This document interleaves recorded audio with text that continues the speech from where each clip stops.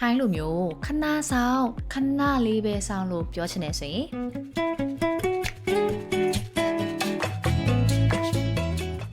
စวัสดีค่ะအားလုံးမင်္ဂလာပါရှင်ဒီချစ်စတူယူနိုင်ပါဆိုတော့ထိုင်းလိုမျိုးကိုကခဏဆောင်လို့ပြောမယ်ဆိုရင်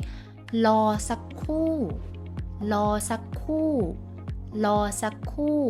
တကယ်အတန်ထွက်အမှန်ကรอ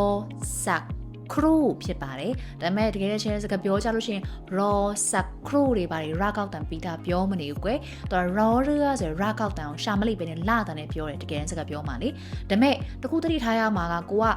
စာအရေးကြလို့ရှိရင်တော့မှားတတ်တယ်နော် raw ရနဲ့ raw or raw နဲ့စောင့်တာလို့မရေးဘဲနဲ့ law တွေနဲ့မှားပြီးတော့ရေးတတ်တယ်နော်အဲ့လိုလေးတော့ရှိတယ်ဒါပေမဲ့စကားပြောကြရင်ကျတော့ raw စက်ခรู่လို့မပြောဘဲနဲ့ law စက်ခรู่ law စက်ခรู่လို့ပြောလိုက်မယ်အဲ့လိုမဟုတ်ဘဲနဲ့နည်းနည်းလေးစကားပြောဆန့်ကျင်နေဆိုရင် law pep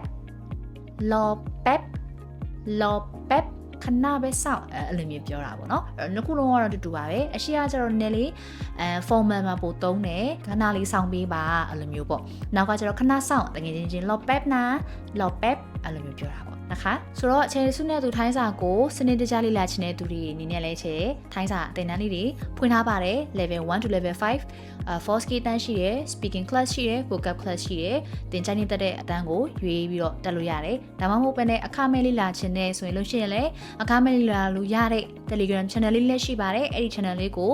search box မှာ Thai classes by G1S ဆိုပြီးတော့နှိပ်ရှာပြီးတော့လည်း subscribe လုပ်ထားပေးနိုင်ပါတယ်ရှင်ဆိုတော့အားလုံးကိုတစ်ချက်အတန်းမှာပြန်တွေ့ရမယ်ဝိုင်းချက်ကနခါစวัสดีค่ะဒီချေဆုနဲ့အတူထိုင်းစာသင်ယူခြင်းလို့တင်နန်းစုံစမ်းခြင်းတဲ့သူတွေက TikTok ကဆိုလို့ရှိရင် contact X လေးကိုနှိပ်လို့ရတယ်ဒါမှမဟုတ်လို့ရှိရင်ဒီချေတို့ bio မှာရှိတဲ့ link လေးကိုနှိပ်ပြီးတော့လည်းစုံစမ်းလို့ရပါတယ်တကယ်လို့ Facebook ကဆိုလို့ရှိရင်တော့ patient messenger ကနေပြီးတော့ဆက်သွယ်လို့ရပါတယ်ရှင်